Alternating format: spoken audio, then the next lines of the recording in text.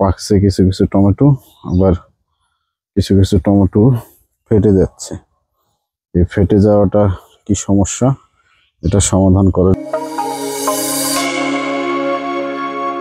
আসসালামু আলাইকুম। এটা যেটা দেখাচ্ছি সেটা আমার হচ্ছে বাড়ি ৮ জাতের যে টমেটোটা আমি চাষ করছিলাম সেটার একটা আপডেট তথ্য আপনাদের মাঝে শেয়ার করতেছি। আজকে এখানে এসে দেখলাম টমেটো গুলো মোটামুটি কিছু টমেটো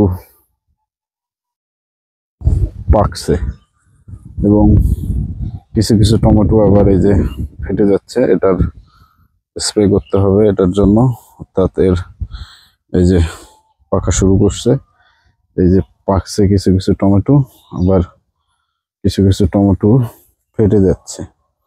এই ফেটে যাওয়াটা কি সমস্যা, এটা সমাধান করার জন্য আর কি কিছু কিছু গাছেও আবার এটা ডিস্টার্ব হয়েছে। এটার চিকিৎসা যদিও চলছে, তারপরও হলো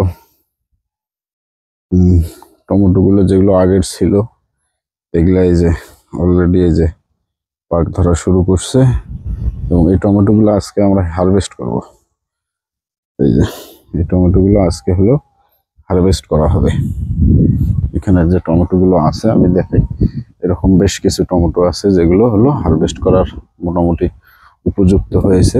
সেই টমেটো গুলো আজকে হারভেস্ট করা হবে এবং এটার চিকিৎসাও চলছে। আসলে বাড়ি ৮ জাতের যে টমেটোটা, এইটা চাষ করার যে অভিজ্ঞতাটা আপনাদের মাঝে যদি আমি শেয়ার করি, সেটা হচ্ছে এমনি হচ্ছে আগাম গ্রীষ্মকালীন টমেটো যেটা আছে সেটা চাষ করাটা হলো অনেকটা কষ্টকর। এটার প্রচুর হলো রোগবালাই হয় এবং এটার পাতা কুকড়িয়ে যায়, গাছ মারা যায়, অনেক ধরনের সমস্যা। তো সব ধরনের সমস্যা মোকাবেলা করেই আমরা চেষ্টা করেছি আমি হলো এটার চাষ করার জন্য।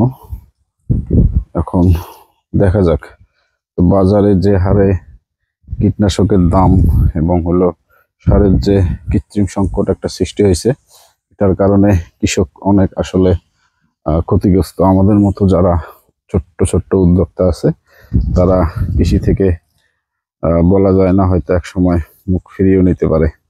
কারণ এত কষ্ট করে আবার যদি কৃষি পণ্য সামগ্রী যদি হলো যেগুলো কীটনাশক বলেন সার বলেন এগুলো যদি হাতের নাগালে না থাকে বা হলো দাম বেশি থাকে, তাহলে হয়তো উৎপাদন খরচ অনেক বেড়ে যায়, কিন্তু বাজারে এটার আশানুরূপ হয়তো আপনার দাম না থাকার কারণে অনেক কৃষক বলেন বা উদ্যোক্তা বলেন সবাই একটু ক্ষতির শিকার হয়।